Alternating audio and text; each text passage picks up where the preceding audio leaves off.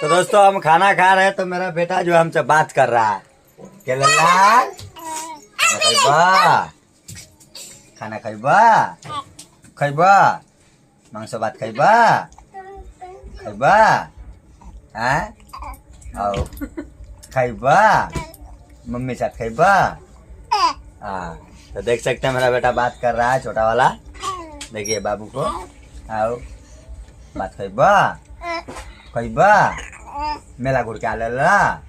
हाँ तो देख सकते हैं मेरा बेटा बात कर रहा है। अभी छोटा अभी 2 महीना का है तो बात कर रहा है और हम खाना भी खा रहे हैं। देख सकते हैं खाना खाते के तो हमको हल्ला कर रहा है हमसे बात करो। तेरा चिकन चावल खा रहे हैं। इसकी मम्मी जो है बाबू को लेकर बैठा है। नौटा बात करबा हाथ ना के बात करबा पप्पा से बात खैबा